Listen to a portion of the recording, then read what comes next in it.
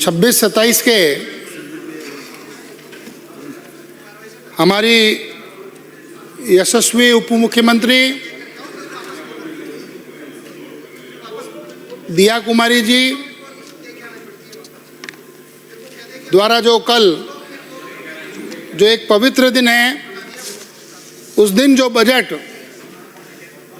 इस सदन की पटल पर रखा गया, उसके बारे में बोलने के लिए मैं आपके समक्ष, इस सदन के समक्ष उपस्थित हुआ हूं। कुछ बातें जो अभी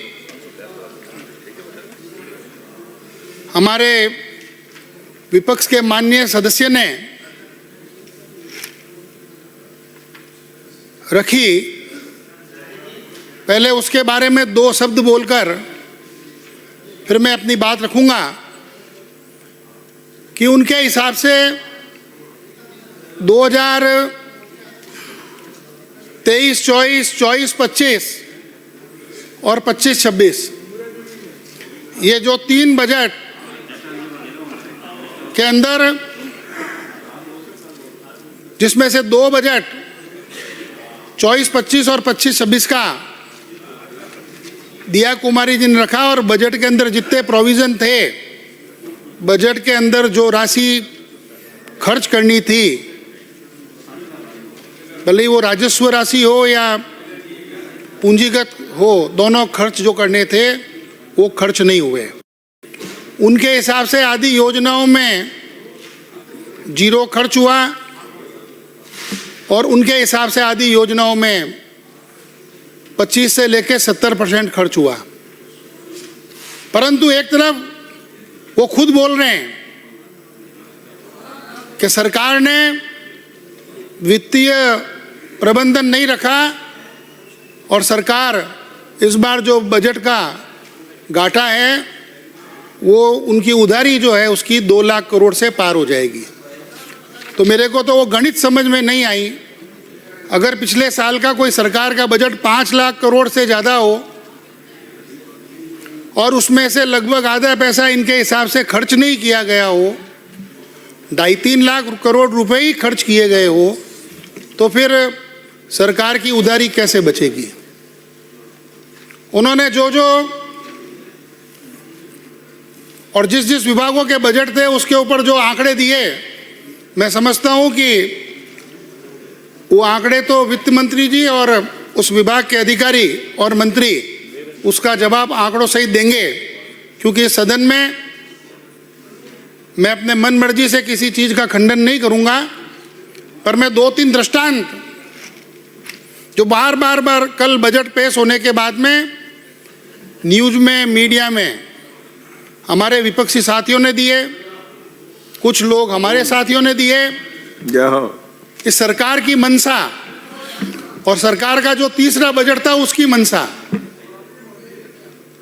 क्योंकि बजट जो होता है वह अनुमान के आधार पर होता है। बजट होता है अपने संकल्प जो किए इस सरकार को बनाते समय उनको सिद्धि तक पहुंचाने के लिए। जो संकल्प हमने गीता पर हाथ रखकर लिए, एक जो मन में संकल्प लिए, उसको पूरा करने के लिए, अपनी नीति को पूरा करने के लिए, इस देश के नवनिर्माण में राजस्थान की भूमिका तय करने के लिए हम सब ने जो संकल्प लिए उनको इन बजट के द्वारा, बजट के अंदर जो प्रोविज़न, आर्थिक प्रोविज़न करने, उनके द्वारा हमको पूरा करने का लक्ष्य हम रखते हैं। और जिस तरह से इस बजट में हमारे राजस्थान के यशस्वी मुख्यमंत्री ने अपने उनका आचरण जो है, जैसे विपक्षी साथी भी कह रहे थे कि हाँ, उनको धन्यवाद भी देते हैं, उन्होंने गरीब का ध्यान रखा, किसान का ध्यान रखा। और जिस तरह के सरल स्वभाव के एक धर्म प्रेमी होने के नाते, मर्यादा में रहने के नाते उन्होंने जिस तरह का सोच इस राजस्थान की जनता को बजट के माध्यम से दिया, उसकी मैं बहुत तारीफ करता हूं और समर्थन करता हूं। मैं कुछ दृष्टांत आपके सामने रखना चाहता हूं। मैं दृष्टांत इसलिए रखना चाहता हूं कि विपक्षी साथी कल बजट आने के बाद से लेकर अभी सदन में जब तक बोले, उन्हीं के बारे में मैं कुछ चीज़ें बोलकर मैं वो सब विषय आपके ऊपर छोड़ता हूं कि कथनी और करनी में और चरित्र में, सोच में, विचार में, और क्यों हम 2047 तक का विजन रख के ये बजट बनाते हैं और काम करते हैं, ये 3-4 बातें अपने आप में मैं समझता हूँ विषय देके आपको सोचने के लिए मजबूर करेगी। एक दृश्य था जब देश के पूर्व प्रधानमंत्री ने एक नारा दिया था, जय जवान जय किसान। उन्होंने जवानों पे और देश के किसानों के ऊपर अपना पूर्ण विश्वास जताते हुए ये नारा जनता के बीच में रखा और जनता ने उसको सीधे हाथों में लिया अपने और उसको नारे के साथ अपनी बुलंदी की। और एक उनके मुखिया जो जवानों की तपस्या को ही विवादास्पद बनाने के लिए पूरे देश नहीं पूरे विश्व में घूम रहे हैं। यह सोचने का विषय उनके लिए। दूसरा, एक देश के प्रधानमंत्री जिन्होंने भ्रष्टाचार को इंस्टीट्यूशनलाइज करने के लिए बड़े मंच में पूरी देश की जनता के सामने बोला, मैं 1 रुपया दिल्ली से बेचता हूं और 15 पैसे जनता के बीच में पहुंचते हैं, तो उन्होंने इस 85 पैसे के हिसाब को भी इंस्टीट्यूशनलाइज कर दिया और खुलेआम छूट दी अपने सरकारों को कि 85 पैसे खा जाओ, कोई हिसाब नहीं पूछेगा, क्योंकि मैंने जनता को बोल दिया आपके पास तो 15 पैसे ही पहुंचेंगे। यह भी आप सोचना है इस बारे में सब। तीसरा, एक इस प्रदेश का पूर्व मुख्यमंत्री बड़ी जनता के बीच में पूछता है, क्या यहां ट्रांसफर पोस्टिंग के पैसे लगते हैं क्या? और पूरी जनता उस मंत्री और मुख्यमंत्री के सामने यह स्वीकार करती है कि ये हाँ, यहां ट्रांसफर पोस्टिंग और काम के पैसे लगते हैं। मैं आपको इन चीजों का उल्लेख इसलिए कर रहा हूं क्योंकि इस सरकार ने 2023 में शपथ लेने के बाद में माननीय भजनलाल जी के नेतृत्व में जो चीजें कही वो की, और जो मैंने न तो हमने जवानों का अपमान किया, न किसानों का किया, न हमने कभी भी भ्रष्टाचार के 85 पैसे को इंस्टीट्यूशनलाइज करने की कोशिश की, और न माननीय शिक्षा मंत्री ने लगभग 50,000 से ज़्यादा शिक्षा विभाग की ट्रांसफर की। आज भी कोई एक उंगली उठाने वाला इस सदन में नहीं है। ये चरित्र है इस सरकार का। इसके लिए मैं ये बात कह रहा हूं कि श्री रामकृष्ण परमहंस जी कहते हैं कि ब्रज रज की गणना रज में नहीं होती, गंगा जल की गणना जल में नहीं होती, और श्री जगन्नाथ महाप्रभु के प्रसाद की गणना अन्न में नहीं होती। ये तीनों ही साक्षात ब्रह्म स्वरूप है। इसमें से ब्रज रज के प्रेमी और गिरिराज जी के भक्त भूमि पुत्र किसान पुत्र माननीय श्री भजनलाल जी शर्मा ने जो विजन लेके भारतीय जनता पार्टी की जब सरकार बनी, अपने मुख्यमंत्री का शपथ लिया, तो उनके दिल दिमाग में एक गरीब, पिछड़ा, शोषित, दलित, वंचित और समाज के अंतिम छोर में बैठे हुए व्यक्ति को लेकर एक धारणा थी। ये बार बार कह रहे हैं कि 24-25 के बजट में ये खर्च नहीं हुआ, 25-26 में ये नहीं हुआ, 26-27 में इन्होंने घोषणा कर दी। मैं एक मेरे विद्वान विपक्ष के साथी को पूछना चाहता हूं कि मान लो बजट के अंदर घोषणा हुई, उस घोषणा के अनुरूप पैसे का प्रोविजन हो गया, पैसे का प्रोविजन होने के बाद में मान लो उस वर्ष में खर्च नहीं हुआ, आधा खर्च हुआ, योजना जारी है, तो वो क्या पैसा अगले बजट में लैप्स हो जाएगा क्या? किसने कहा आपको? हमारे क्षेत्र के यशस्वी मुख्यमंत्री पूर्व माननीय अशोक जी गहलोत, मेरी खुद की विधानसभा में 10 ऐसे काम हैं जिसके लिए उन्होंने 200 करोड़ का बजट प्रोविजन 21-22, 22-23 और 23-24 के अंदर किया। उसमें से 10 करोड़ रुपए भी खर्च नहीं हुए, न दिए, 190 करोड़ का बाहर जेडीए निगम पर डाल के करिए, आपको हम पैसा भेज देंगे। पर वो काम हमने तो करा है, पुराने बजट में से भी आए। तो ये किसने कहा कि बजट में इस साल का ये रिसीप्ट एंड पेमेंट अकाउंट नहीं है, ये इनकम एंड एक्सपेंडिचर अकाउंट है। अगर माननीय विपक्ष के साथी जो अभी बोल रहे थे, उन्होंने रिसीप्ट एंड पेमेंट अकाउंट का एक लेखा जोखा पढ़ा है, जबकि बजट इनकम और एक्सपेंडिचर का लेखा जोखा होता है। उसमें भी राजस्व अलग होता है और पूंजीगत अलग होता है। सिर्फ 0-0-0 बोलने से नहीं होता है। डीपीआर बाद में बना देना, बजट पहले जमा करा दो, टेंडर निकल जाएगा। अगर आप इतने विद्वान थे तो आप भी वो कर लेते। आपको किसने मना किया? आपने की भी सरकार लगभग 50 साल यहाँ शासन में रही थी, आपके स्वयं के पिताजी वित्त मंत्री थे। इसलिए ये मिथ्या वचन जो एक 0-0-0 300 में से 150 करोड़ खर्च हुआ, 70 हुआ, 25 हुआ, पैसा बजट का लैप्स नहीं होता है। पर हाँ, हम आपके जैसे लुटाने में विश्वास नहीं रखते। हम बजट की पूरी राशि को प्रामाणिकता के साथ, क्योंकि हमारे देश के नेता, हमारे सबके प्रधानमंत्री ने कहा, और वही बात हमारे भजन लाल जी शर्मा ने कही, न खाऊंगा न खाने दूंगा। और मैंने 85 पैसे की बात आपको कह दी, क्योंकि आप उस परिपाटी के लोग हैं। और ये बात करते हैं 2047 का विजन लेके बजट क्यों बनाया? अरे भाई, जब घर बनाते हैं ना, उस समय हस्बैंड वाइफ 2 जने होते हैं, फिर भी घर में कमरे 5-6 बनाते हैं। ये विजन रखते हैं, बच्चे होंगे, बच्चों की शादी होगी, उनके बच्चे होंगे। कोई 2 बेडरूम का फ्लैट भी लेता है, कोई 8 का भी लेता है। 2 वाला और 8 वाला दोनों सही है। जिसके जेब में जितने पैसे होंगे, जिसकी कमाने की क्षमता होगी, वैसी सोच होगी।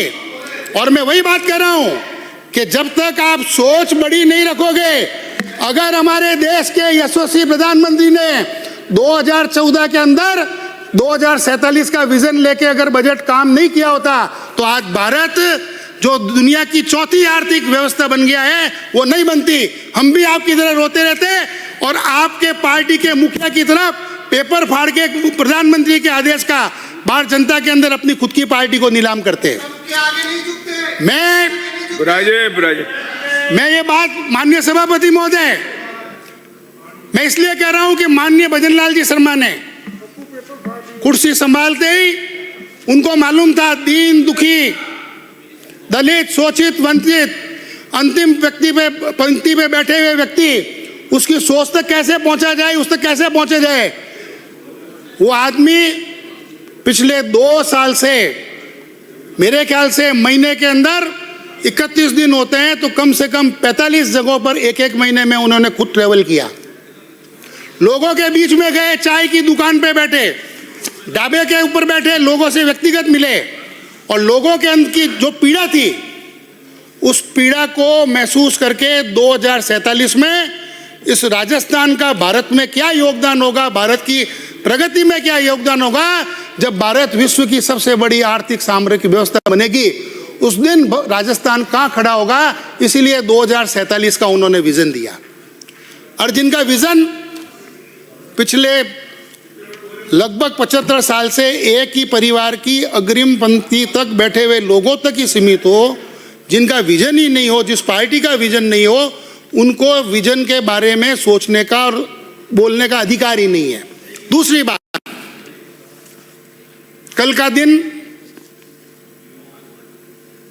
इस भारतीय जनता पार्टी का दिशा नीति निर्धारण करने वाले एक हुतात्मा का पुण्यतिथि का दिवस था और उन्होंने एकात्म मानववाद, समाज में अंतिम छोर के व्यक्ति को समाज और सरकार के सभी लाभ कैसे पहुंचे, उस बारे में उन्होंने अपनी पूरी जिंदगी खपाई और उसी को लेके भारतीय जनता पार्टी उन सिद्धांतों को लेके चलती है।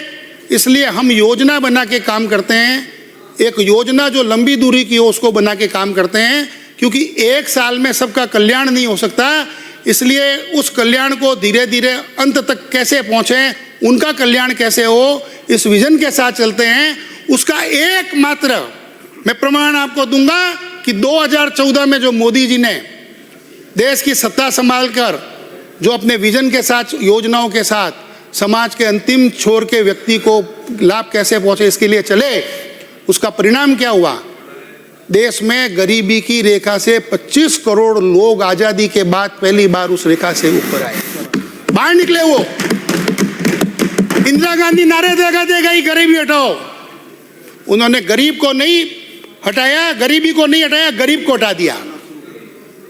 और यही कि इस देश के यशस्वी प्रधानमंत्री जिन्होंने योजनाबद्ध नीति, ये मजाक में बात करते हैं योजना योजना, अरे योजना नहीं होगी तो कैसे काम होगा?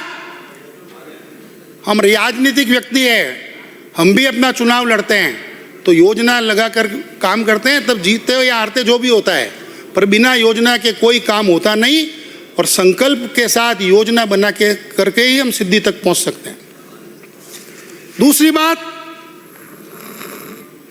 जो उन्होंने अन्नदाता का किसान सम्मान संबल, युवाओं की आशाओं को साकार होने की जो गारंटी दी, ये गारंटी वर्ड इनको सुन के बड़ा अचरज होता है, क्योंकि इनके एक नेता थे जिन्होंने 1 से 10 की गारंटी पढ़ी, जयपुर से चले गए और वो गारंटी पूरी हुई नहीं और किसानों और सब ने इनको धक्का देके निकाल दिया। पर हम गारंटी की बात क्यों करते हैं? हम गारंटी की बात इसलिए करते हैं कि गारंटी 1 साल, 2 साल, 3 साल की नहीं होती। हम 2047 तक इस राजस्थान को, विकसित राजस्थान, इस राजस्थान को देश का गौरव बनाने के लिए जो गारंटी, एक संकल्प लेकर हम चढ़े, उसके विजन के साथ हमने ये बजट प्रस्तुत किया। ये 8 करोड़ राजस्थानियों के स्वाभिमान का, उनके प्रगति का एक ऐसा अभूतपूर्व बजट है जिसके लिए मैं राजस्थान के यशस्वी मुख्यमंत्री माननीय भजनलाल जी शर्मा को कोटि कोटि साधुवाद देता हूं। और मैं हमारी सरकार की वित्त मंत्री, उप मुख्यमंत्री बहन दिया कुमारी जी को, जो एक स्वयं नारी शक्ति का प्रतीक है, उनको सफलतापूर्वक तीसरे बजट देने की बधाई देता हूं। मैं ऐसी कई चीजें आपके बीच में रख सकता था जो कथनी और करनी में पिछली सरकारों की जो थी उसमें फर्क दिखाए, पर मैं उस नेगेटिव बात में नहीं जाना चाहता क्योंकि उसकी चर्चा बहुत कर चुके हैं। मैं आपको सीधे एक बात करता हूं, माननीय भजनलाल जी शर्मा का हर एक दिन, हर क्षण लक्ष्य है आमजन से सीधे संवाद, और 2 वर्ष में 1 लाख नौकरियां दे दी। हाथ करनी को आरसी क्या। दूसरा, कल विपक्ष के नेता और अपने जब बोल रहे थे सदन के बाहर, तो उन्होंने बोला इस सरकार ने रोजगार के बारे में इस बजट पे कुछ नहीं बोला। मेरे को लगता है कि आपने 1,50,000 से ज़्यादा नौकरियों का 2026 का कैलेंडर नहीं देखा है, और उसमें भी देखो हवा ही नहीं है। वो हमने पिछली बार 1 लाख से कम बोला था पर 1 लाख नौकरियां दे दी। इस बार 1.5 लाख का बजट हमने कैलेंडर जारी कर दिया, वो भी काम तिथि के समेत किया, वो भी होगा। इसके लिए ये मिथ्या प्रचार के बजट के अंदर युवाओं को रोजगार देने के बारे में सरकार ने कुछ नहीं लिखा। सरकार ने लिख दिया युवाओं को रोजगार देगी, और उसका कैलेंडर 1 जनवरी को जारी कर दिया गया था, समाचार पत्र में जारी किया, जिसे किसी ये नहीं कहे कि आपने लिख कर नहीं दिया, क्योंकि ये गारंटी वाली सरकार है।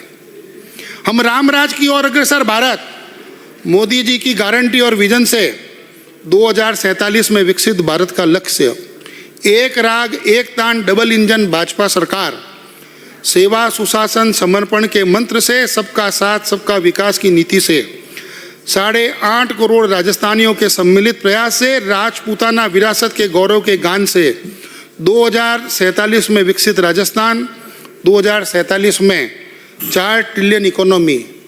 मैं 4 ट्रिलियन इकोनॉमी का भी कल मजाक बनाया जा रहा था कि अभी तो आप $350 बिलियन की इकोनॉमी है, 4 ट्रिलियन डॉलर 2047 में करने का सपना देख रहे हैं।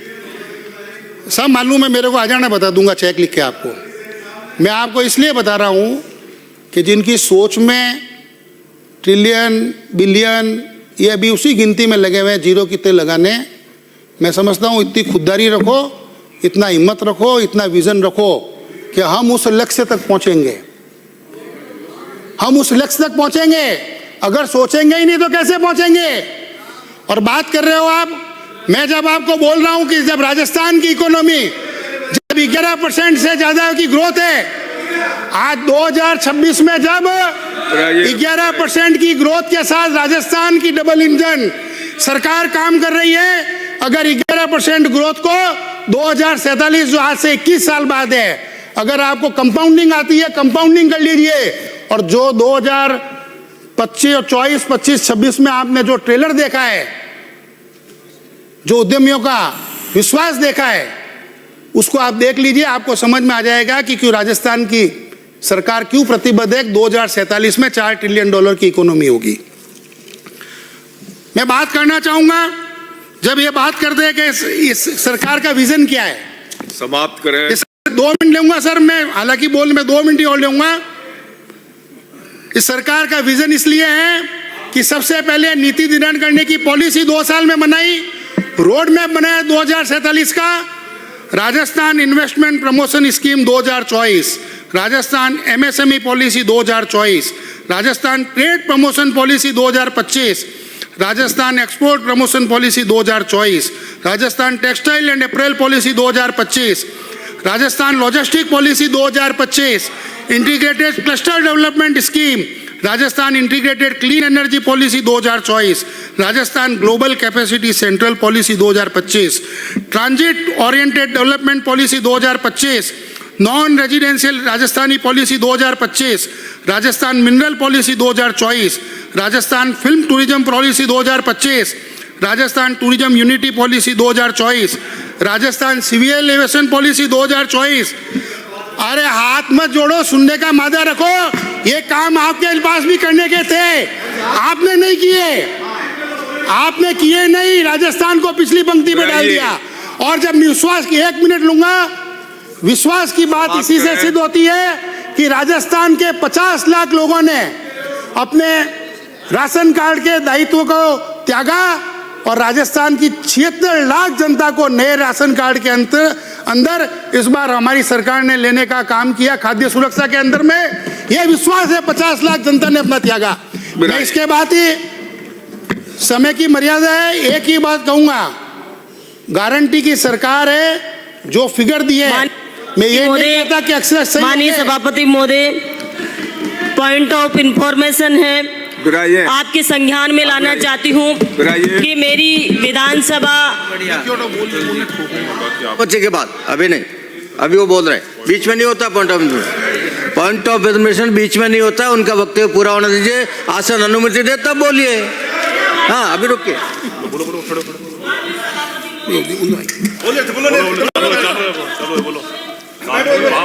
आप बुलाइए, आपका समाप्त हो गया।